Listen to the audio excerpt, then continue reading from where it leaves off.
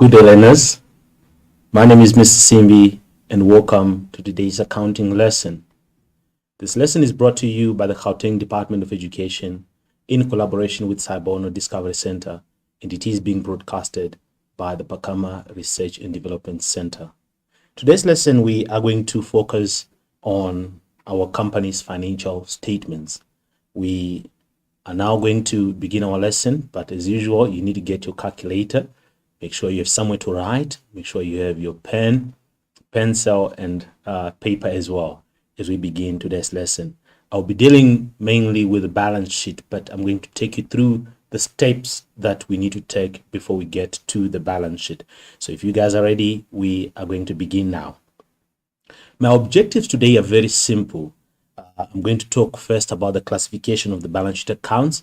In other words, where does the balance sheet come from and everything that involves the balance sheet. I'm going to talk about that today.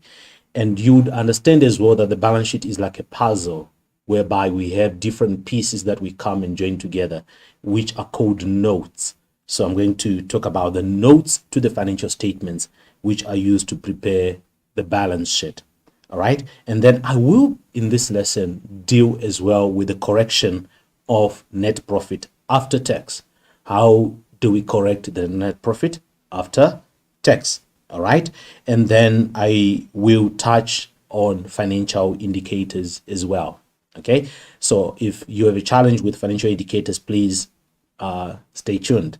All right. So the first thing is to know what is a balance sheet. We're talking about the statement of financial position. So this is a financial statement. That is the first thing that we need to take care of, that the balance sheet is a financial statement. Okay, and it is usually prepared at the end of the accounting period. And an accounting period, by now you already know that we're talking about a financial year.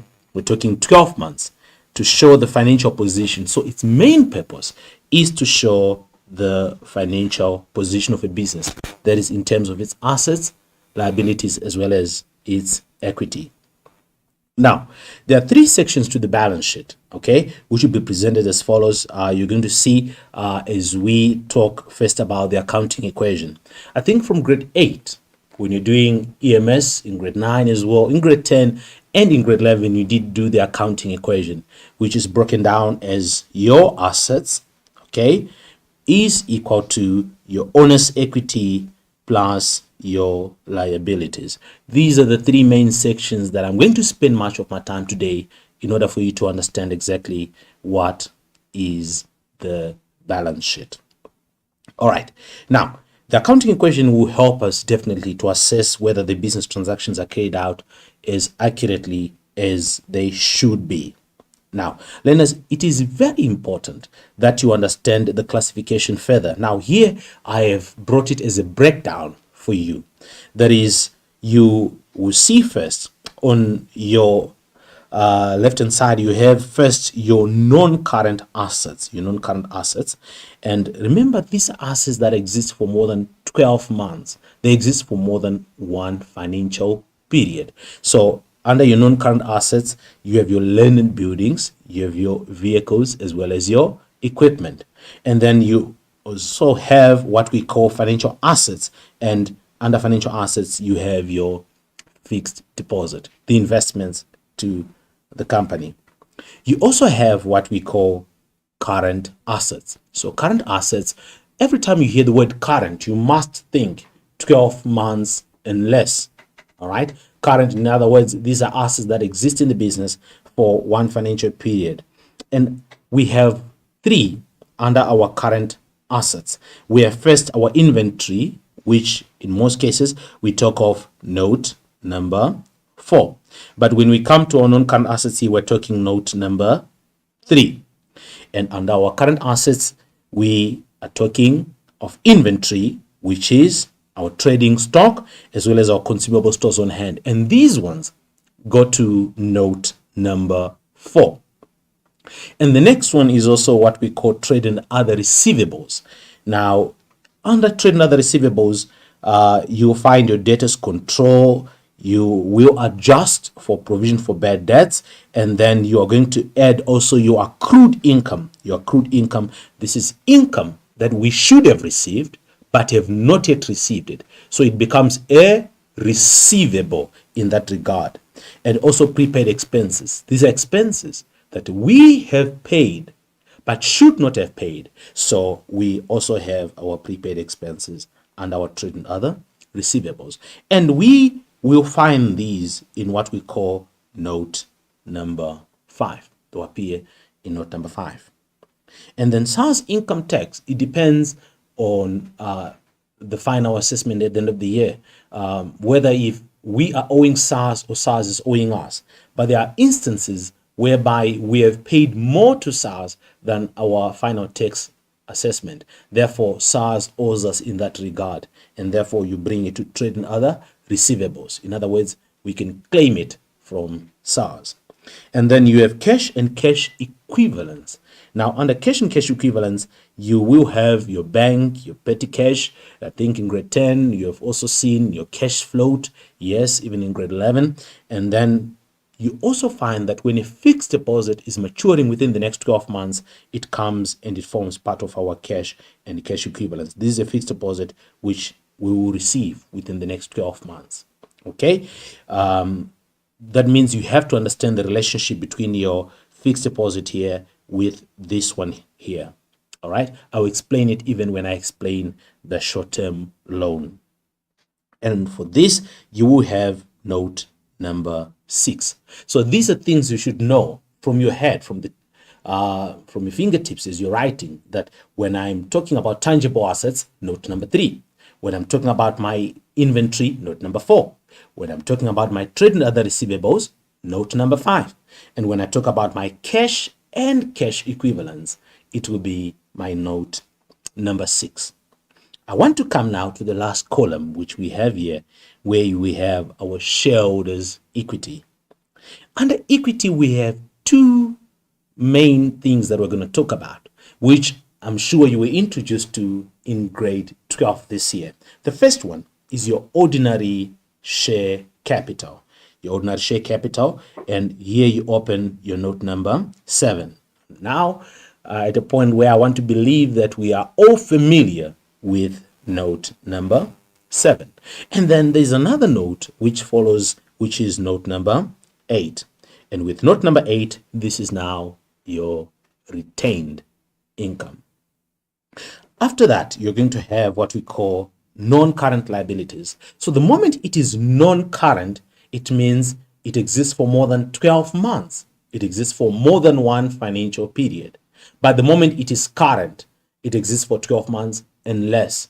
So what we have here is a non-current liability, which is our loan. In other words, these are loans that the business has, and they exist for more than one financial period. The moment you have a loan and you're paying it for more than 12 months, 24 months, 36 months, if you're paying it for so many months, you will classify it as a non-current liability. And the last group, which I'm going to talk about, are current liabilities. What does that mean? These are liabilities that exist for 12 months and less. Current, remember what I said. And therefore, the first one here is your trade and other payables. All right. And then trade and other payables is your note number 9. Trade and other payables becomes note number 9. And then you will find that you're going to have your creditors control, your accrued expenses. These are expenses that we should have paid, but have not yet paid. So they become accrued. We still have to pay them. Hence, you find them under accrued expenses. And we have income received in advance. What does that mean? It means we have received income which we were not supposed to have received. In this regard, we are owing whoever is giving us the income in advance. And then you have SARS income tax. This applies now when we have paid less provisional payments to SARS, and then we, at the end of the year, are owing SARS. It becomes a liability in this case under your current liabilities. And then you have your shareholders for dividends. This will be your final dividends. I want you to take note of this. Remember, you have two types of dividends. You have your interim, the paid one. You have your final, the declared. The final is never paid during the financial year. it will only be paid in the next financial year. Okay, so it goes on to our current liabilities as shareholders for dividends. You're going to see in the balance sheet that I have prepared for you today. And then lastly, you have a short-term loan. The short-term loan, it simply means of the long-term loan, there are, however, payments that we're going to make within the next 12 months. So if there are any payments which are going to be made within the next 12 months, they cease to be long-term, then they become short-term. I'm going to show you with figures how this comes about. All right. And then lastly, I'm going to talk about bank overdraft. Bank overdraft is also a current liability. All right. So we're about to get deeper now. If you know you have a friend, a classmate, please send them the link to this lesson so that they can also join in. I do believe that they're going to benefit. All right. Now, one of the most important things about the balance sheet is the equity section of the balance sheet, the equity. All right. In grade 10, we dealt with the sole trader, the one-man business. Okay. He enjoys all the profits as well as all the risk. So in his equity, we had note number 7, which was the capital. That was in the grade 10. All right. When we moved to grade 11, which was last year, we were now introduced to partnership. Okay. And in the partnership, you remember we did note number 7 again, which was now involving all the partners that are in the business. But there was an addition to a new note, which we called the current account, which was note number 8. The combination of these two notes, note number 7 and note number 8, then made what we call the partner's equity. In other words, it's your 100,000 there plus the other 100,000 to give you your 200,000. In grade 12, in this year now, things are going to be a bit different. When you go to note number 7, we're now going to open what we call the ordinary share capital. It is because now we're dealing with shares. Okay, we already know what shares are. And we also have to open note number 7 for ordinary share capital. Now, you're going to see today, when you open note number 7, how easy this note is. The next aspect is retained income. Retained income. Retained income is note number 8. All right. You're going to see today again, we're going to open another retained income note. And a combination of these two now, in addition of these two, then gives us what we call our shareholders' equity. So I'm going to spend time explaining especially this last aspect here. I'm going to spend some time that you may understand exactly what we are talking about. Here's a simple format of the balance sheet. Okay, a simple format of the balance sheet.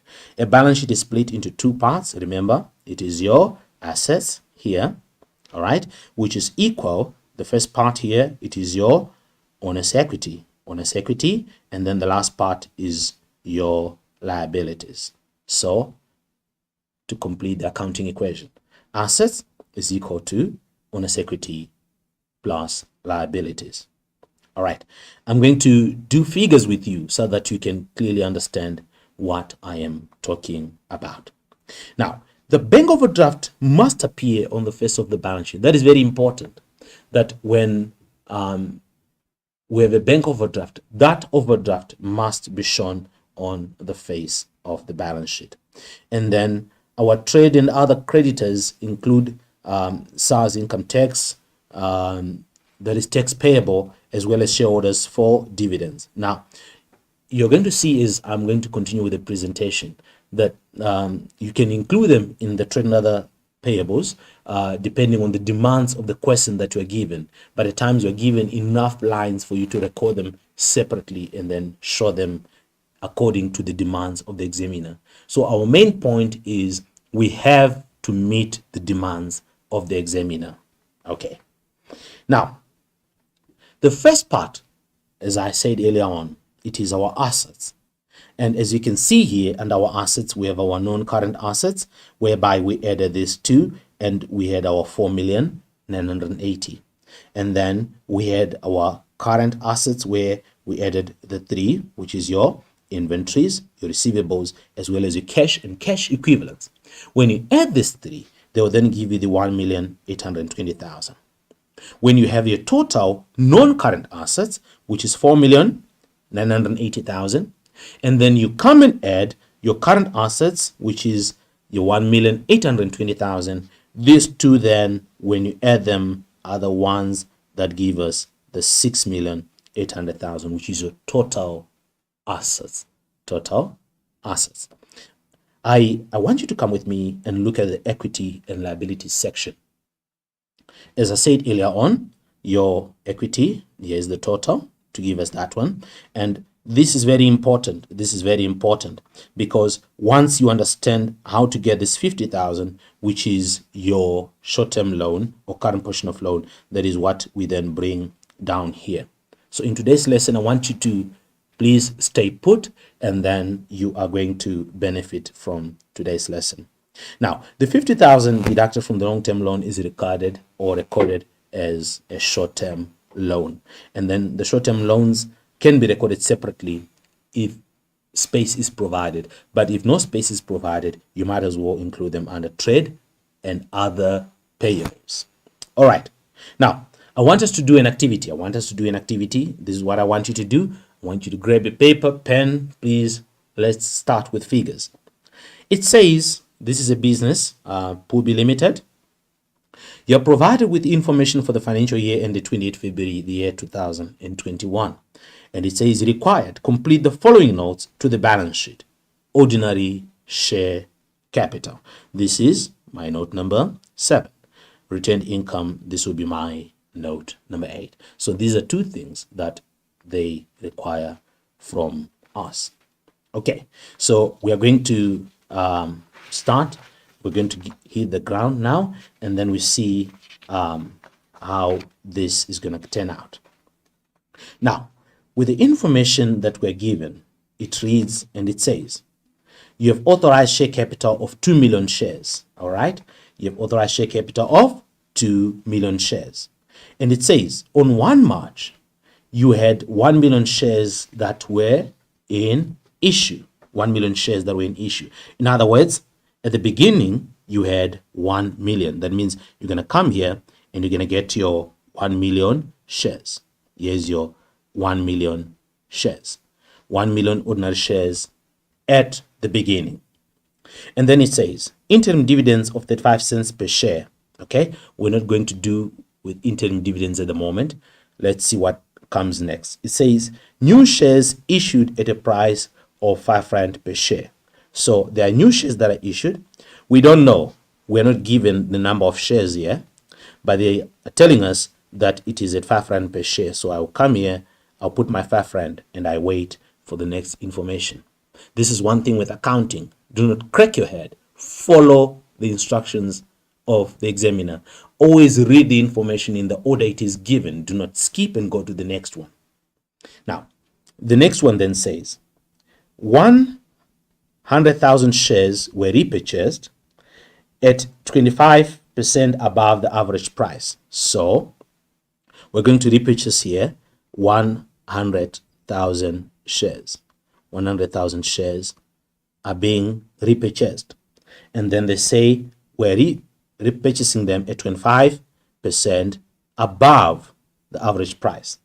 And then these shares qualify for final dividend. In other words, when we are declaring final dividends, we need to consider these 100,000 shares. They must get the final dividends.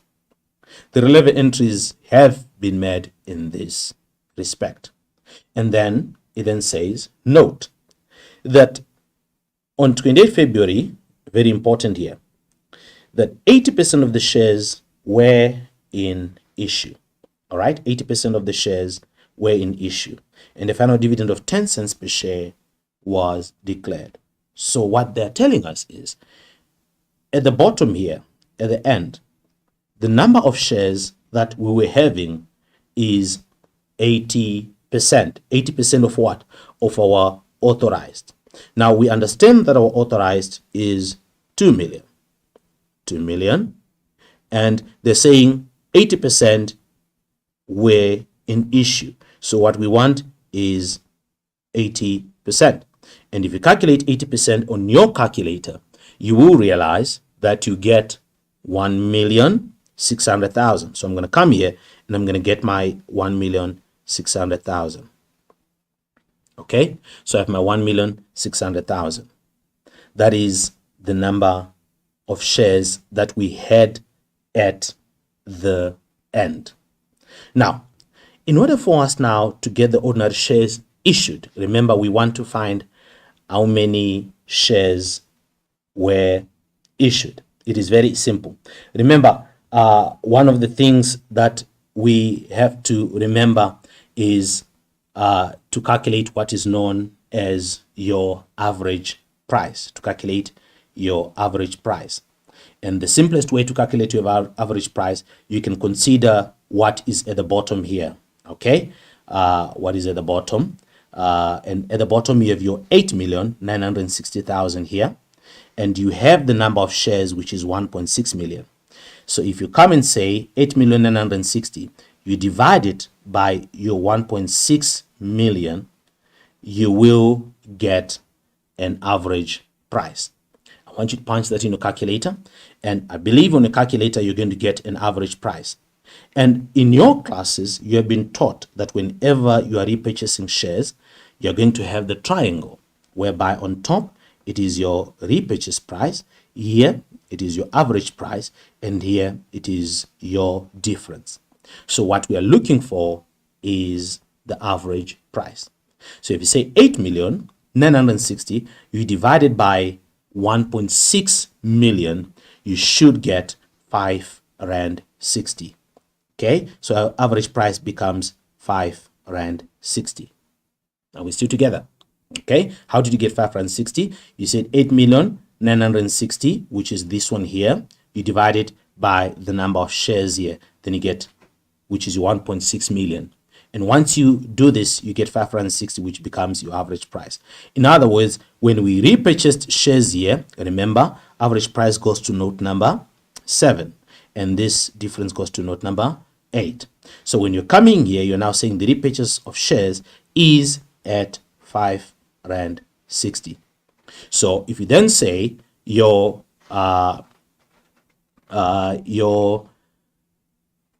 amount which is given, which is your 100,000 shares, which is repurchased, you multiply it by the amount of the average price, which is your 5 Rand 60. You are now going to say 100,000 multiplied by the 5 Rand 60. You're going to get 560,000 here. You're going to get 560,000. Okay, now you are now able to get your missing amounts. Let's start getting your missing amounts. The first amount that you can either get the number or you can get the rand. Okay, so this is the number of shares and here is the rand. Let's start first with the number.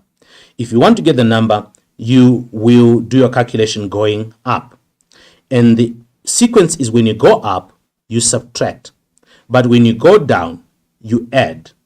Okay, you go up you subtract, but when you come down you add. So you're going to say you 1.6 million here, and then you go up, so it's a minus, which becomes a plus. So it's going to be 1.6 million plus the 100,000. Are you still with me? And then minus the 1 million, and you're going to find that you're going to end up here with 700,000. You're going to end up with 700,000. How did we do that again? I'll repeat. It is your 1.6 million here. You're going up. When you go up, you say minus.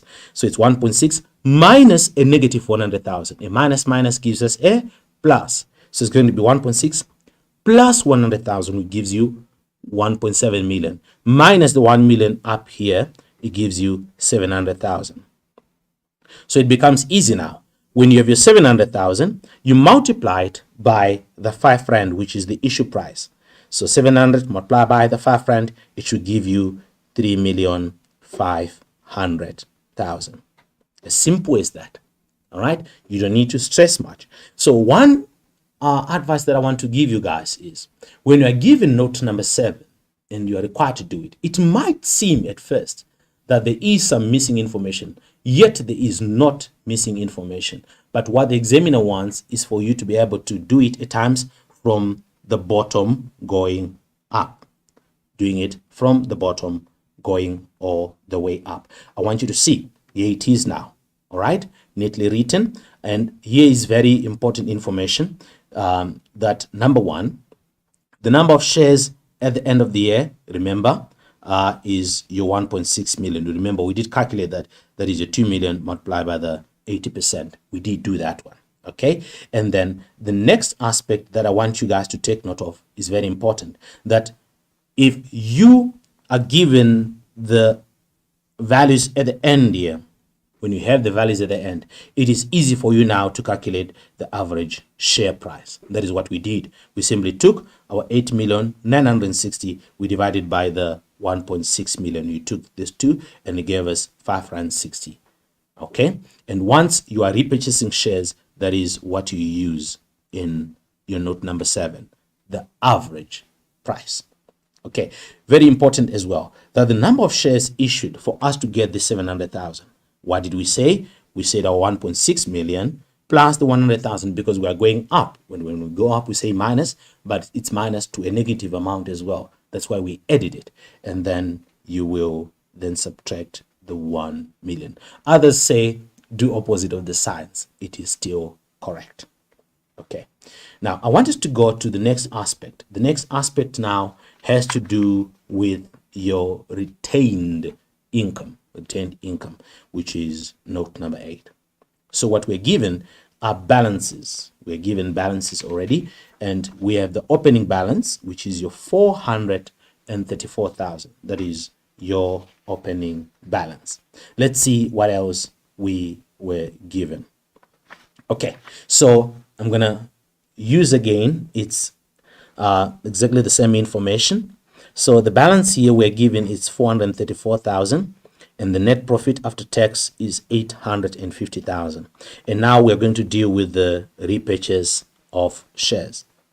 So remember what the examiner told us earlier on, that we repurchased shares and the repurchase price was not given, but we were given the average price, or we calculated rather the average price. You still remember that one? Yes. And we got the average price to be our 5.60. Now let's hear what more do they say. They say 100,000 shares. So the shares that we repurchased here are 100,000. Okay. And already I know here I must have my brackets ready for me. My 100,000 shares, I must have my brackets ready for me. Now, they then told us that these shares were repurchased at 25% above the average share price, at 25% above the average share price. So it depends what is it that we want. In this particular case, we can start first by getting the repurchase, that we can get the difference, or we can just get the difference. It still gives us the same figure.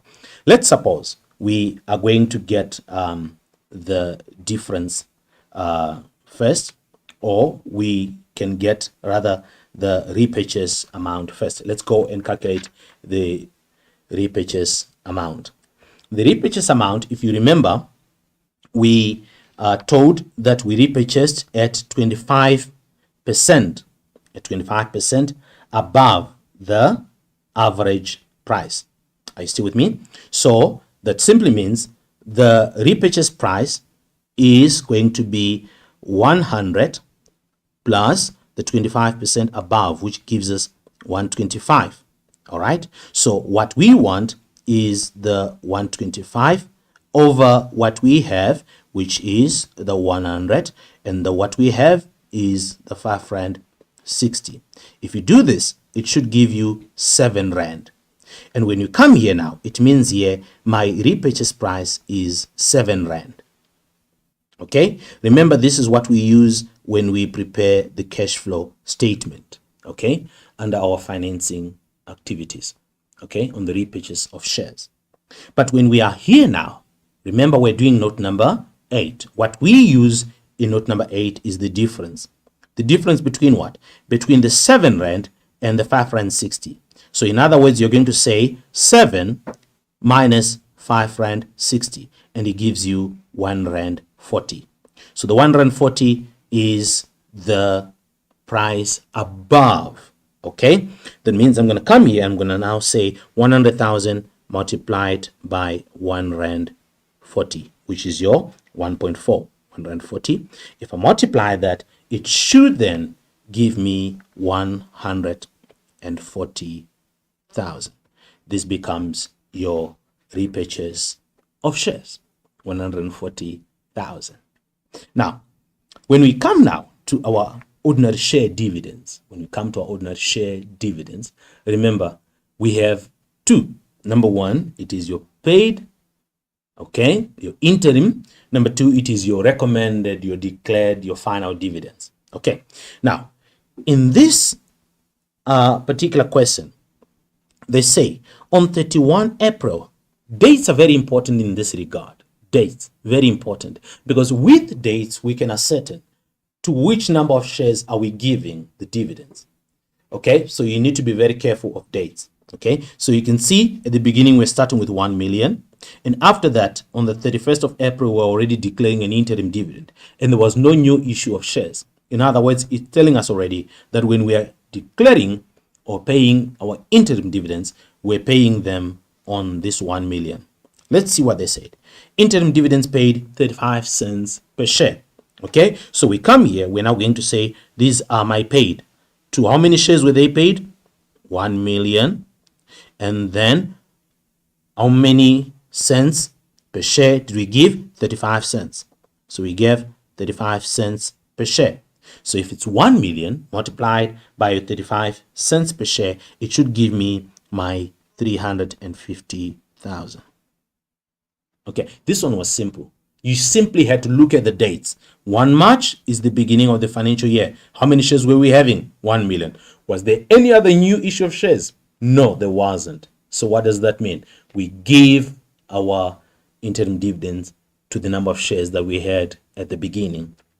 Now, let's go to the final dividends. With the final dividends, remember now, there were new shares issued here. New shares issued here. Remember that one? New shares issued. And we now know how many shares were issued here. All right. We now know how many shares were issued. And then these new shares that were issued, remember there were 700,000. Okay.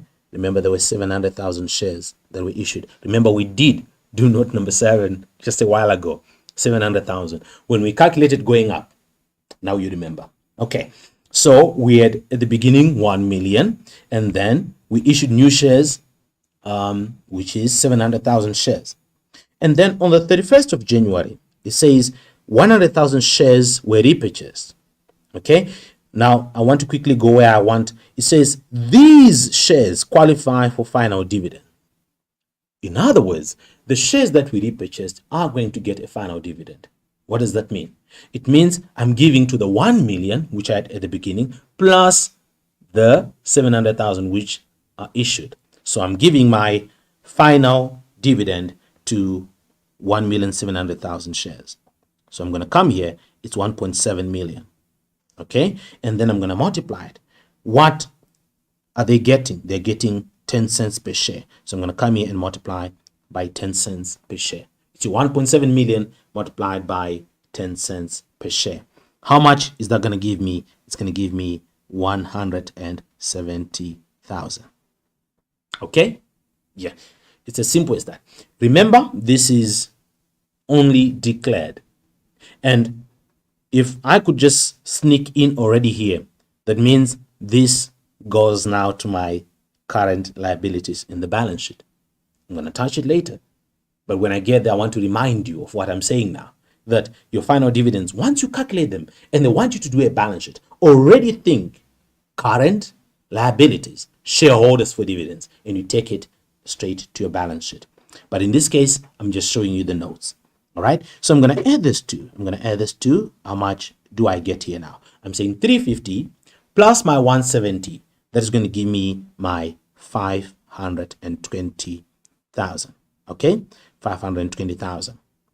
Remember, it has to be in brackets because we are taking it from our retained income balance and net profit after tax.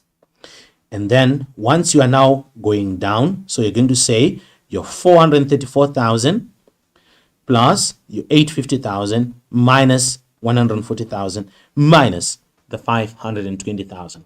When you do this, it should give us at the end 624,000. Okay, 624,000. You see where we're getting the information and where we're putting it. It is very important that you understand. Here is the key aspect. These shares qualify for final dividend. These shares qualify for final dividend.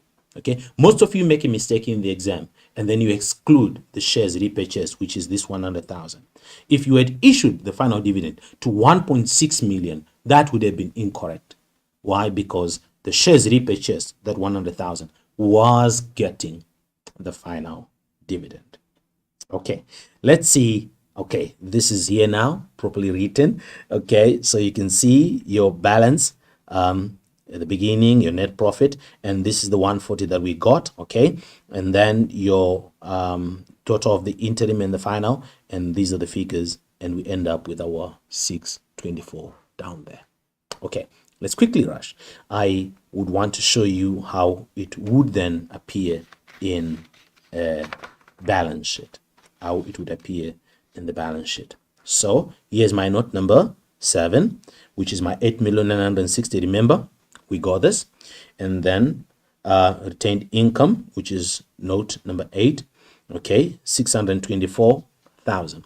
When you add these two, they will then give you a total of 9,584,000. 9,584,000, which is what we call our shareholders' equity. Now,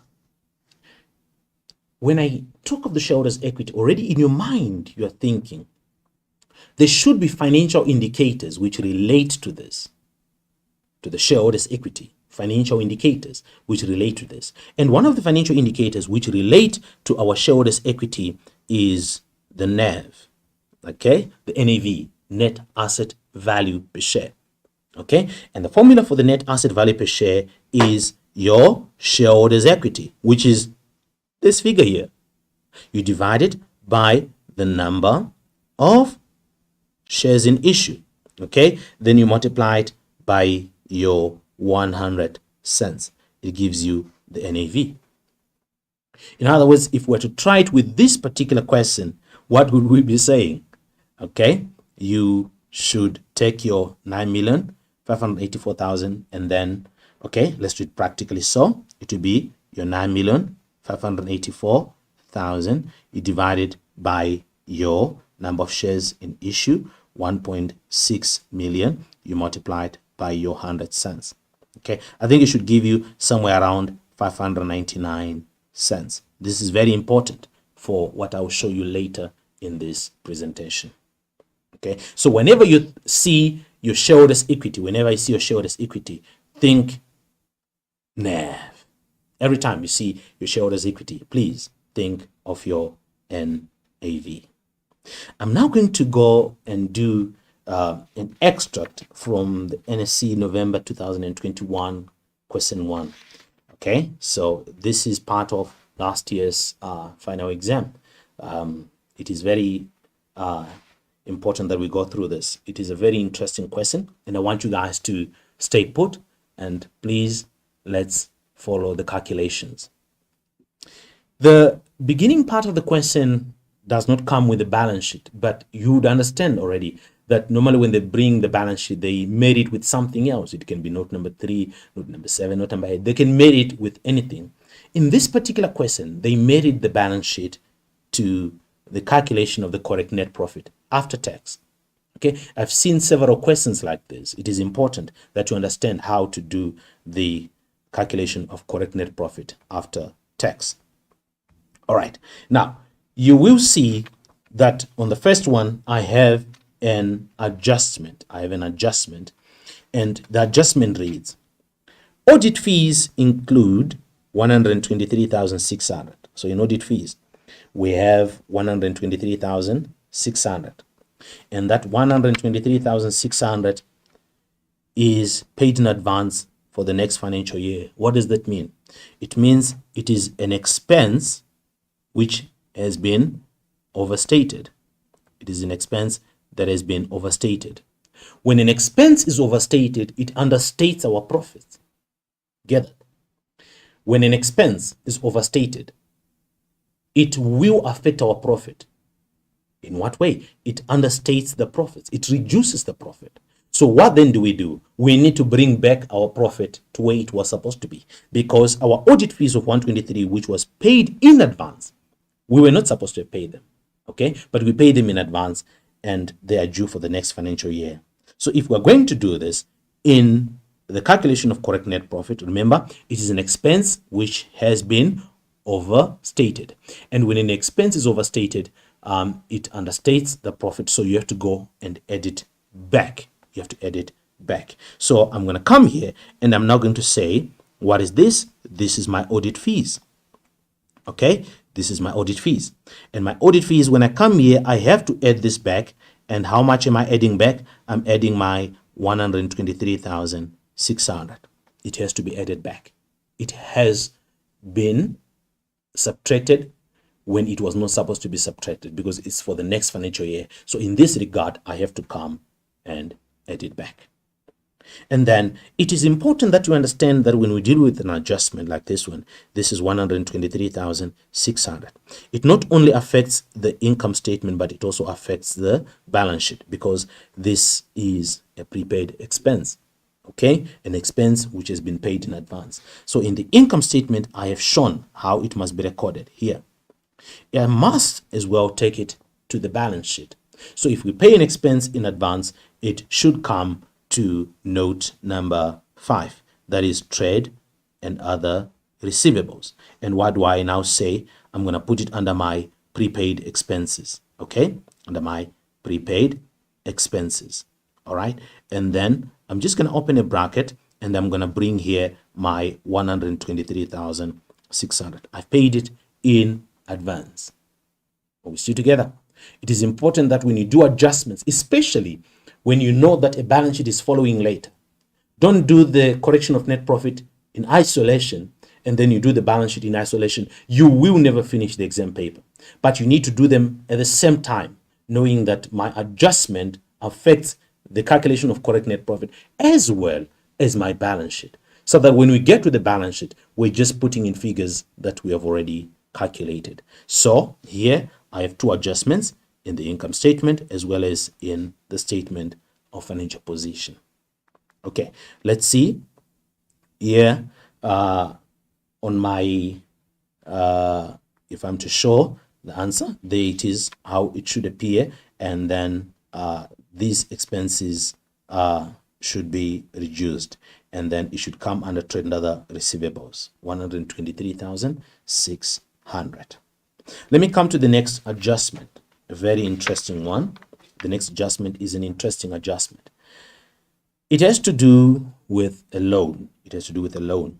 It says the repayments on the loan are fixed. Very important here now. Okay, the repayments on the loan are fixed at 35,000 per month, and this includes interest that is being capitalized. Okay, so what I tell my learners in my classes, the moment you hear interest is being capitalized, just open a loan account. Okay, just open a loan account. On your loan account, you treat it as a liability, which it is, and then on the credit side, here, you are going to put a plus. On the debit side, you are now going to put a minus. Once you just hear the examiner saying that the interest is being capitalized, in one of the adjustments, you can do it in this particular way. And then let's now see balances as per the loan statement. I'm just going to copy the balances into my loan account.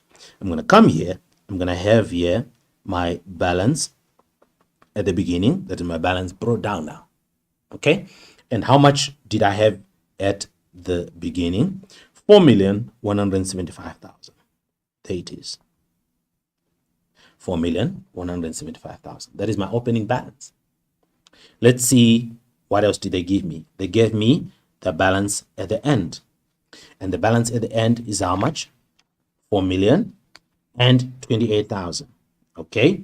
So I'm going to come here and I'm now going to say my balance at the end. I'm going to come here. It's going to be balance brought down. It is 4,028,000. Okay, so like that. Now it's coming beneath my double lines here.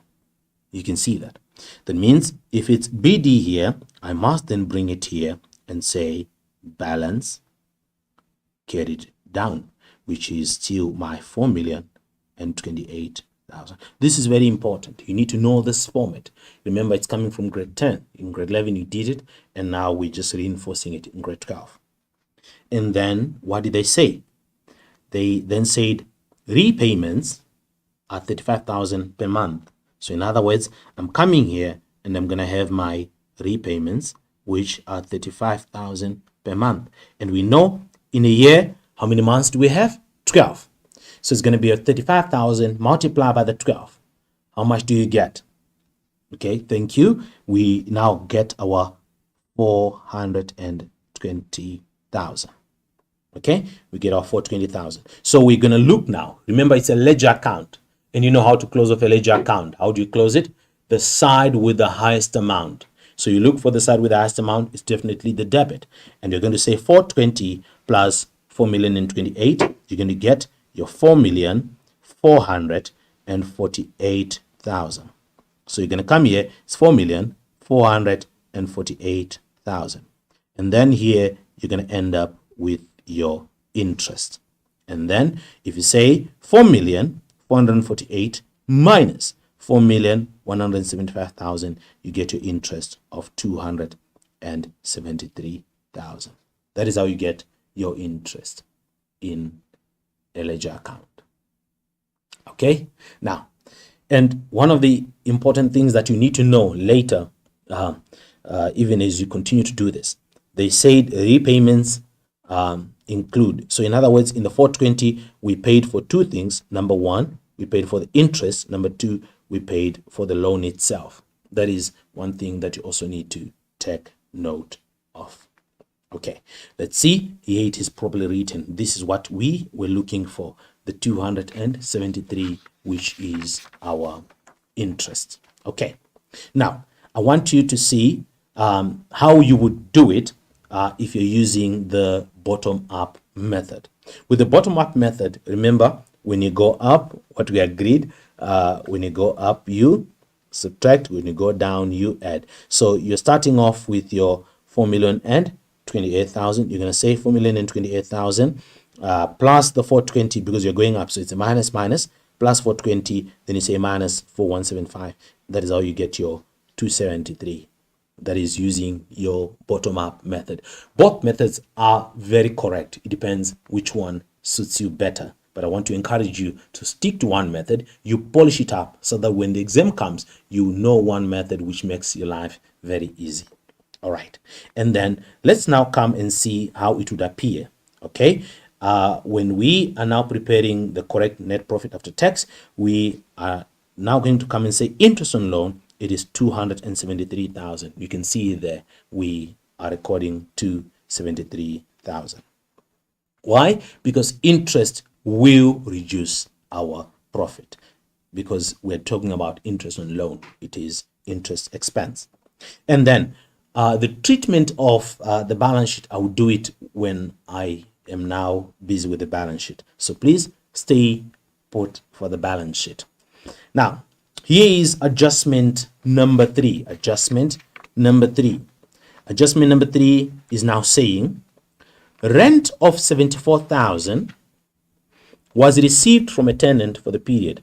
It goes without saying, audit fees, director's fees, insurance, rent, these are adjustments that the examiner will always bring. Okay, so you need to follow these adjustments. You need to practice as much as possible that you can be able to get marks. So here they're saying rent of 74,000 was received from a tenant for the period 1 July to 2020 August. Remember, our financial period is ending in June. Our financial period is ending in June. So they say that this has been recorded. So we have received some income in advance and it has been recorded. Then they say this amount takes into account a reduction. There was a reduction on the monthly rent by 750. Okay, normally we are used to the one whereby rent has increased, but in this case they're saying rent did not increase, but rather it was reduced by 750 per month on the 1st of May. Very important, you need to know your dates. The adjustments have not been made. In other words, they want us to do adjustments for them. Let's see if we can assist them. Now, rent has been reduced by how much? 750. Here's my 750. Okay. For how many months has it been reduced? Now you need to count literally. So you're counting from what? June is the last month of the financial period. So you're going to count from what? From the time the rent was increased until June. Then you consider that it went beyond June. Okay. So take into account a reduction of 750 per month on 1 May. So we're counting from May. We're going to say May, June.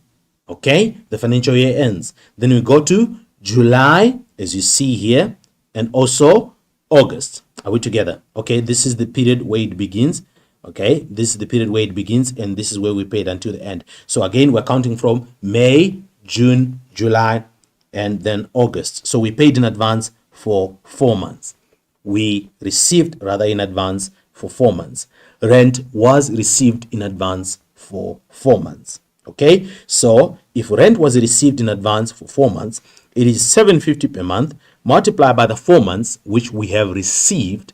Okay, then we're now going to say how much is the total decrease. So it's 750 by 4, which gives you your 3,000. We want to see if rent had not decreased. If rent had not decreased, how much would have been added to that particular amount? So we're going to come now and say the 74,000, which is rent for some months which were constant and the rent for other months which were decreased. Let's add back the decrease, and then we're going to come and add the decrease of 3,000. We're adding the decrease of 3,000. All right, and then you can end up now with 77,000. What is 77,000? 77,000 is now rent for 14 months without any decrease. Very important. It is 77,000, the rent for all the months, that is the 12 plus the extra 2, 14 months, but without any decrease when rent is constant. So we're going to come here and we're now going to say my 77,000 divided now by 14. If I divide it by 14, I'm now going to find that rent per month before decrease was 5,500. That is what rent would be before any decrease, 5,500. But we are told that rent decreased. That means I need to come here and I need to say rent has decreased by how much? Rent has decreased by 750 per month. So it's 5.5 minus 750. And it gives me 4,750. This is rent per month after decrease now. Okay, let me do it again. 77,000 rent for 14 months without any change divided by 14 gives you 5.5 rent per month without any change. But we know that the 2 months that we received in advance had a decrease. So we need to come and decrease by 750. Once we subtract 750, we now have rent after a decrease, which is 4,750, what you have here. And our problem is how many months? 2 months.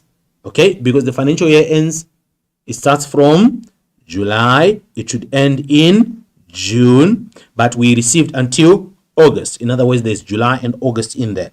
Then you multiply by the 2 months that we have received in advance. So it's 4,750 multiplied by 2, and it will then give me 9,500.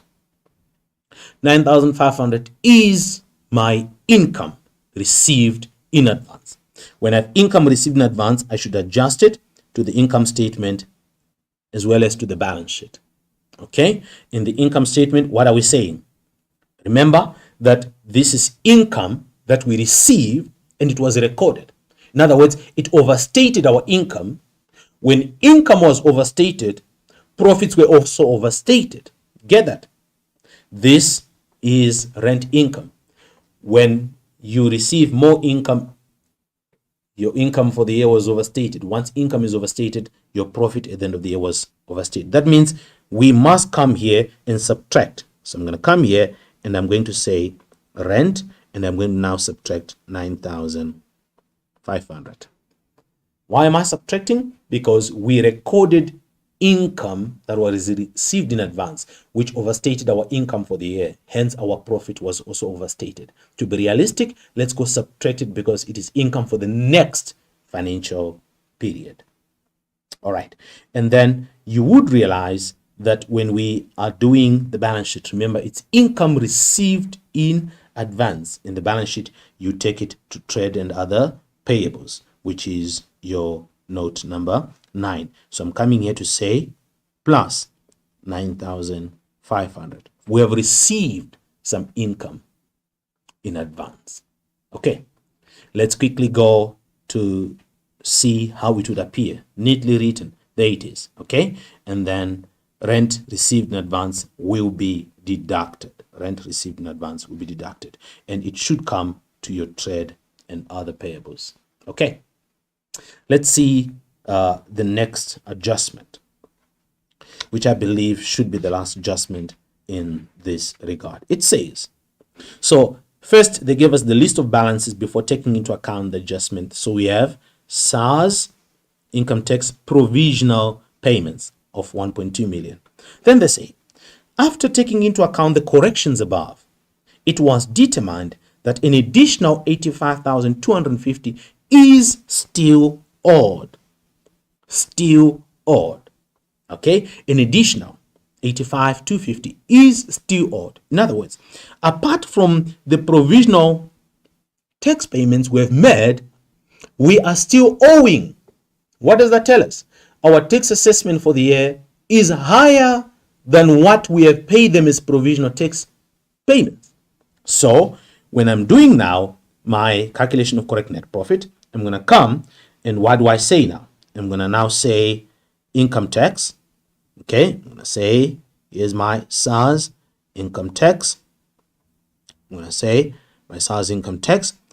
I have so far paid 1.2 million, but they tell me I still owe 85,250. That means I must come and add 85,250. I must add it. That means at the end of the year, I must get 1,285,000. Okay, 250 as my income tax in the income statement, because 85,250 is still owed. All right, but remember what I taught you. 85,250 is my adjustment. It should go to the income statement as well as the balance sheet. In the income statement, here we have it. In the balance sheet, once it is owed, it goes to your note number 9, to under the payables. So I'm going to come here. I'm going to say SARS income tax. It should appear here. Are we together? Under to under the payables. If there were figures already, I should come and say plus 85 rather, 250, 85, 250. Or if you're given space, you could have shown it separately as well. You're going to see when you do the balance sheet that some items, when space is provided, you can show them separately. Okay, so here is our adjustment properly written. Remember, the 1,285,250 is a combination of the 1.2 million plus the 85,250. That is how you get this one here, which is given up there. Very important that you understand that if it's still owing, you have to come and add it. And once it's owing, it comes to your trade and other payables. You are still to pay it over to SARS. Now, here is your final answer at the end. When you're completed, you should be having your 123,000, which is audit fees here, and then your interest on loan. Remember, we subtracted, and then your rent income, and then your income tax. Remember what we've just done here, and then you should end up now with the net profit after tax of 3,474,800. Beautiful. Okay, now I want us now to jump straight into the balance sheet. I want us to jump straight into the balance sheet.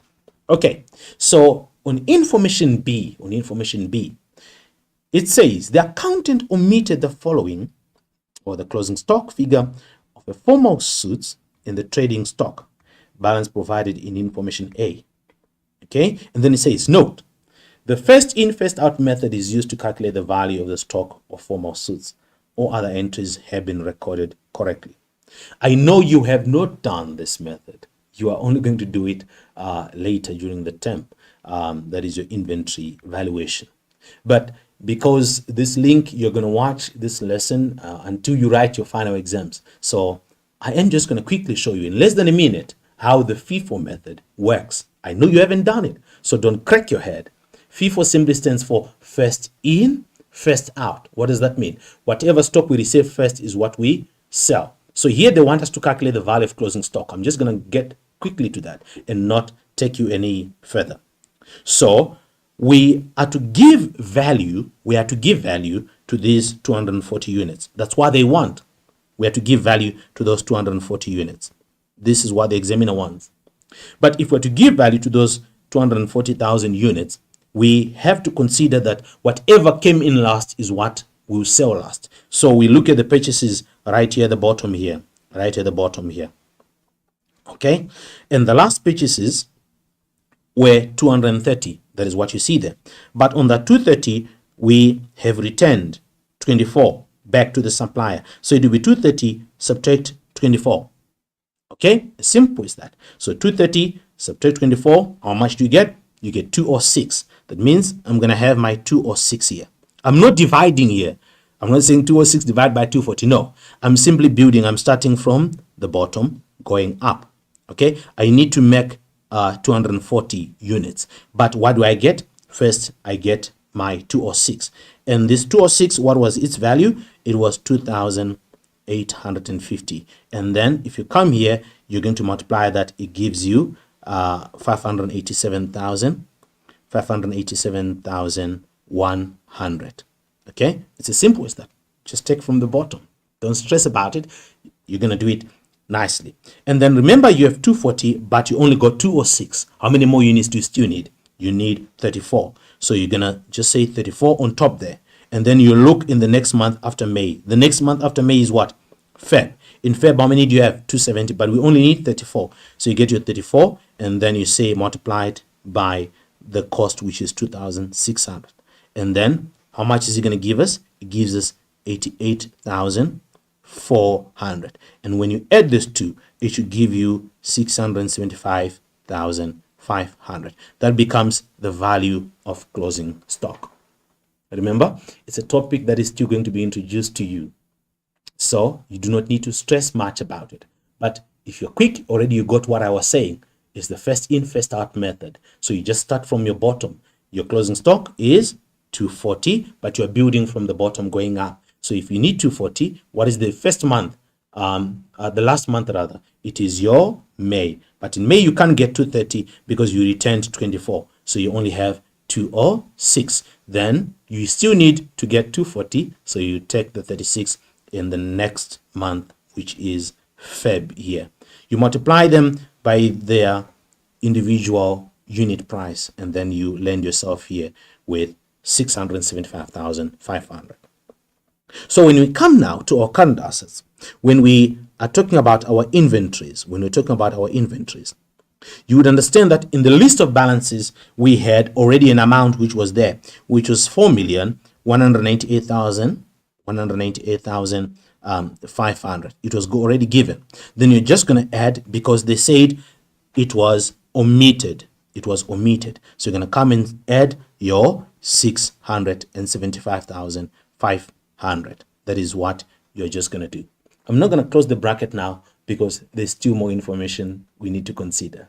Okay, so this is adjustment B.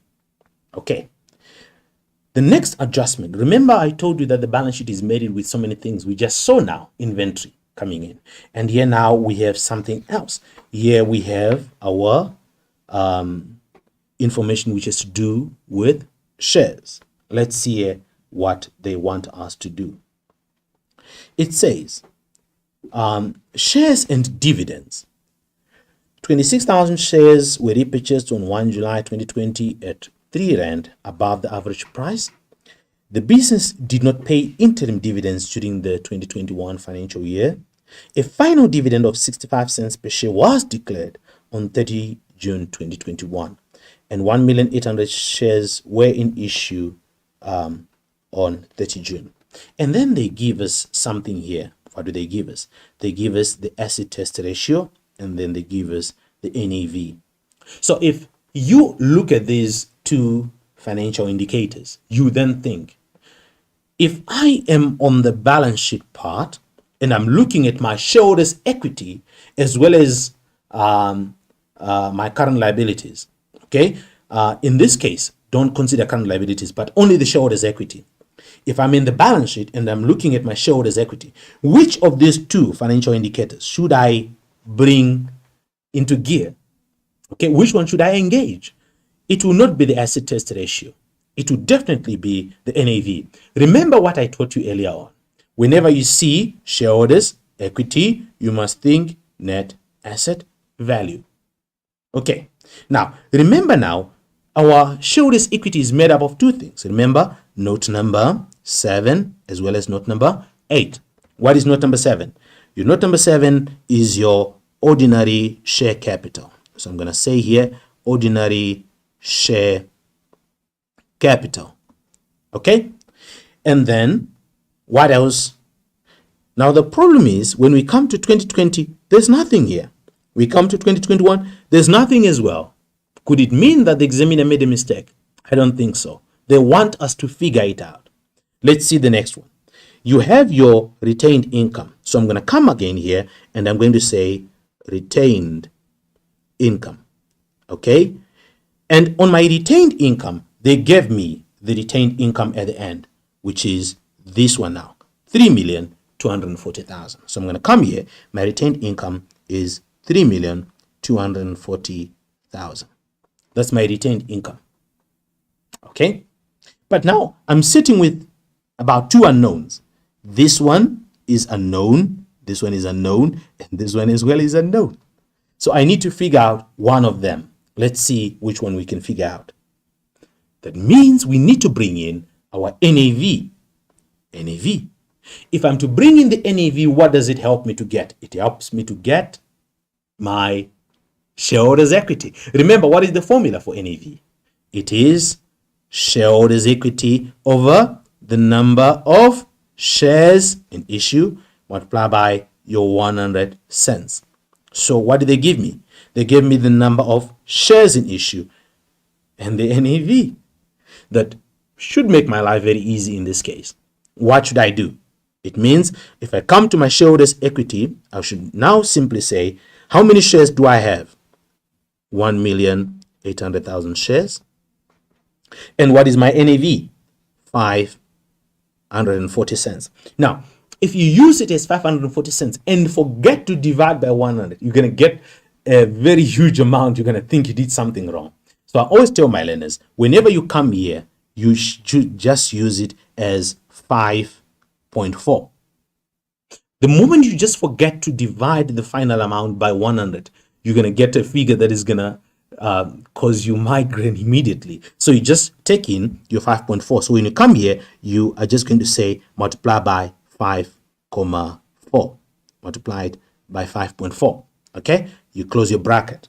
Okay, and then that should give you, check in your calculator, how much does it get? If you say 1,800,000 multiply by 540, punch in your calculator, how much do you get? Thank you. You should get 9,720,000. You get 9,720,000. So now we don't have much problems anymore because we have the total and one of the values, which is our retained income. We can now get our ordinary share capital. How do we get it?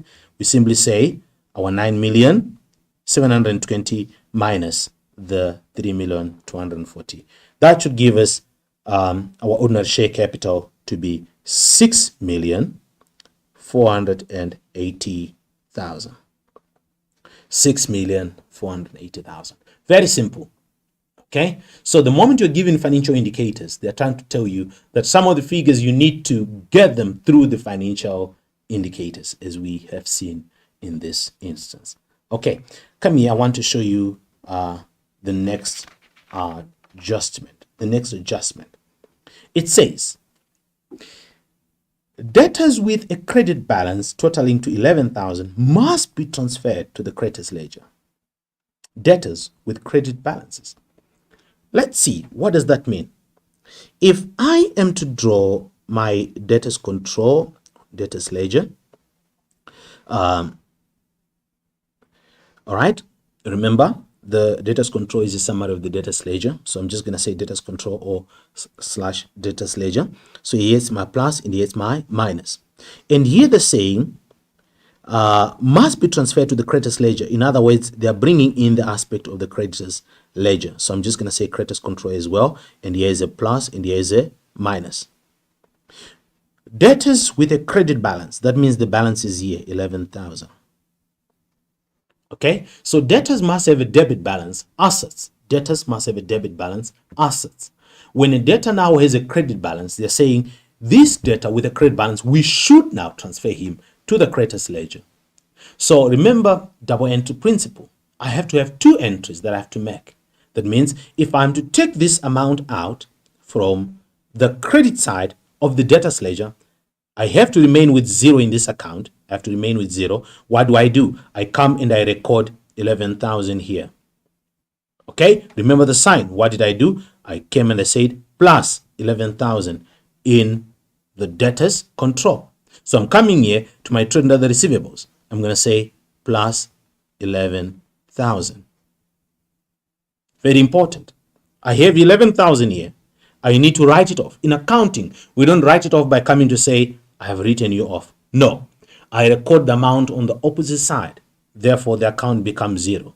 So I had to come and record 11,000 here. What does that mean? I'm saying plus 11,000 in the debtors control, as you can see here, plus 11,000.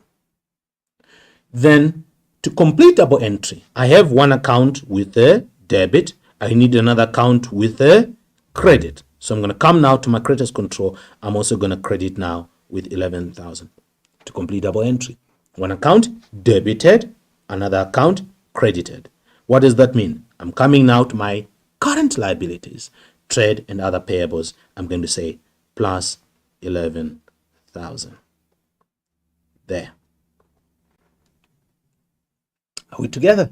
Okay. Don't fight so much with the signs. Just follow the simple instruction. Draw your debtors control, draw your creditors control. Then put the signs on the right side and then simply transfer it.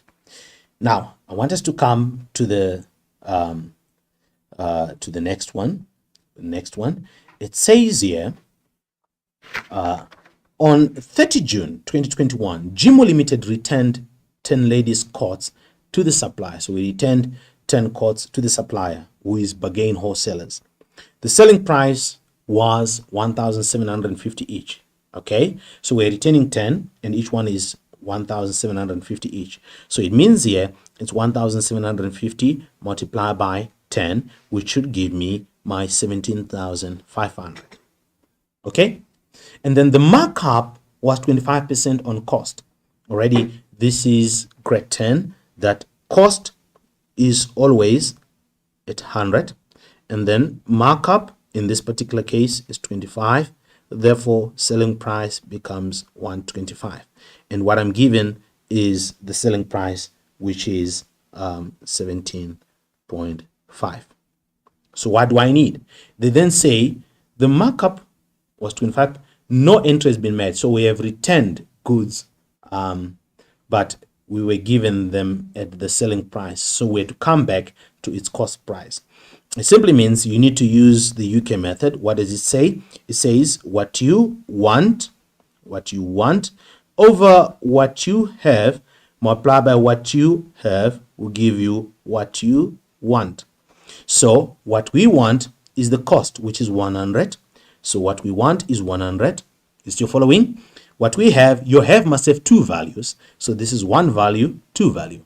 So what we have is 125 and multiply by the have rent value, which is 17,500. Once you do it like this, you should end up now with 14,000, which is the value, the cost of the goods returned. Okay, the cost of the goods returned. Once you get the cost of the goods returned, you should now come and adjust it. All right. So we're coming now to our trading inventory. In our inventory, we're going to come and say minus. Okay, remember it's part of trading inventory, and when it's part of trading inventory, you must come and subtract it. So you're coming to say that those goods are not with us anymore, minus 14,000. And because we've returned them to the supplier, that means our creditors are also going to go down. Then we're going to say minus 14,000. Okay, so we are decreasing our creditors at the same time, minus 14,000. Okay, please take note. Inventory, we have returned the goods, we subtract 14,000, and we have returned the goods to the supplier. That means our creditors have decreased. So we go to trade and other payables, then we say minus 14,000 as well. Okay, I want us to quickly come now to the next adjustment, a very interesting one. It says the loan, mortgage loan from Best Bank. So it gives us the 2020 balance as well as the 2021 balance. All right. And then the repayments on the loan are fixed. Very important. They are fixed at 35,000, including interest. So here we're given the balance as of the loan statement, which is your 4,028,000. This is the closing balance from the loan statement, 4,028,000. That means if I'm to come to my balance sheet, I'm just going to say my mortgage loan. I'm going to come here and say my mortgage loan is how much here? It is 4,028,000. But what I'm picking up here is we still are going to make fixed installments of 35,000 to cover the repayment, and interest has to be paid over the full period of the loan. Interest will decline over the life of the loan. The interest on the loan for the budgeted period is going to be 234. So they're saying interest in the next financial period is going to be 234. But however, we're going to continue paying 35,000 per month. Our fixed monthly installments will remain fixed as they are. What does that mean? That means if I take my 35,000, which is my monthly repayment, I multiply by 12, which is the months in a financial year, I'm now going to get how much? 420,000. This is what I'm paying annually. But in this payment, it includes two things. Okay, it includes my interest and my loan. They're now telling me that of this 420, interest is going to be 234,000. Interest is going to be 234,000. So if I say what I am going to pay, subtract what the interest is going to be, how much is going to be my my loan repayment. That means my loan repayment is going to be 186,000. 186,000. This is what it is going to be here. Now, this is for the next financial period. Remember, this is for the next financial period. So what it means is, in the next financial period, I'm going to be paying 186,000 off the loan as short-term loan. Short-term loan, 186. That means I'm going to come here and I'm going to say 4,028,000 minus 186,000. Minus 186,000. If I close my bracket here, I'm going to get my 3,842,000. But remember that this 186 must be brought down now to what? To my current portion of loan. It must come now to my current portion of loan, which is how much? 186,000. It comes to my current portion of loan, 186,000. Okay, very important. You did not have to open a T account for this one. There was no need for a ledger account. You simply to understand the saying, This is the balance of the loan at the end. And then we are going to continue paying 35,000. 35 multiplied by 12. That means we're going to be paying 420. Of that 420, the interest on the loan, we are expecting it to be 234. So we subtract 234. That means 186 goes to the loan repayment. There it is, as short-term loan. Okay, I would want us now to come to the exciting part of the balance sheet, closing it up, wrapping it up. Okay, we just now tacking up all the loose ends. We're now saying, what is it that I have not done? Then we still see we have a financial indicator we have not touched. Which one is it now? Asset test ratio. Okay, the asset test ratio is a very interesting financial indicator because it works hand in hand with its closest cousin, which is the current ratio. Okay, what is the formula then for the asset test ratio? The asset test ratio, the formula is your current assets minus your inventories, as to your current liabilities.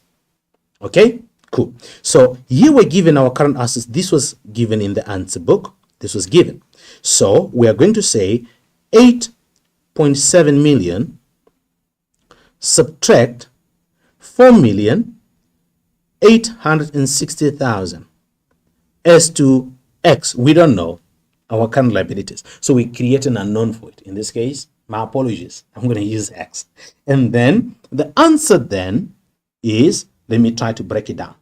If I say this minus that, I'm now going to get 3,840,000 as to X is equal to 1,2 as to 1. Okay, so you cross multiply. In other words, you're simply saying for you to get X, divide these two values. So simple as that. All right, for you to get X, just say 3,840,000 divided by 1.2. So if I'm going to get my current liabilities, which is X, I'm now going to say 3,840,000. Okay, then I'm going to divide it by 1.2. I divide it by 1.2. It should give me 3.2 million. 3,200,000. Okay, that then, if you have your calculator with you, you simply then say, you're punching in now. You have your 3.2 million on your calculator. Now say 3.2 minus 1,259,500. Okay, minus 1,170,000. You still with me? Minus 186,000. Lastly, minus 85,250. Remember, we dealt with all of these ones. And that was our shareholders for dividends. It should then give you your bank overdraft, which is 499,250. 499,250. Now, I want us to come back now here. And we need to complete our current assets. This is easy now because you have the total, you're given the total here, which is 8.7. So, and you have one value, two value, you're only missing this one. So in other words, if you say 8.7 million minus the 4,860 minus the 3,811,410, it should give you 28,590. That becomes your cash and cash equivalents. In this case, the balancing figure. Okay, let's see now how it would appear in the equity and liability section. Remember, we did do these aspects. We did do this one. Okay, so we have our total here.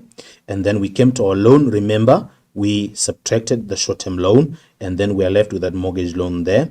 And then that current portion of loan is the one appearing down here now. You see that one there.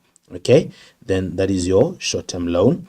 And then I am now going to come and talk about your current liabilities. Remember, we calculated it using the asset test ratio. Okay, so that is how you get your 3.2. Okay, and then the SARS, we dealt with it. That is what was still owing. Shareholders for dividends, our final dividends. Now, you are now going to say your shareholders equity plus your non-current liabilities plus your current liabilities, and then it should give you your total equity and liabilities. In this case, it is going to be your 16,762,000. And this should be the same as your total assets, 16,762,000, because we have already got this aspect here. Now, let's see how it would appear now when it's all brought together. Beautiful and wonderful. Here's our assets section, and here is our equity and liabilities. And these two must be the same. That is for us to say the balance sheet is balanced. Just as its name, it has to balance. Okay, it is important that you open brackets, guys. It is important that you open brackets. Very important that you know the format of the balance sheet. In my class, I tell my learners, close your eyes. Let's begin to say the format of the balance sheet. Once you can say it with your eyes closed, it stays in your fingertips. It is all possible. More practice and remain positive. Now, we've come to the end of our lesson today, my dear learners, and I want to thank you so much for joining us. It is very important that you continue calculating, working. You put more time to your accounting lesson, you will definitely get the best results at the end of the day. I want to encourage you to continue sanitizing and keeping your distance. Thank you so much for joining us today. Once again, my name is Mr. Simbi. Hope to see you again soon. For now, cheers, take care, and goodbye.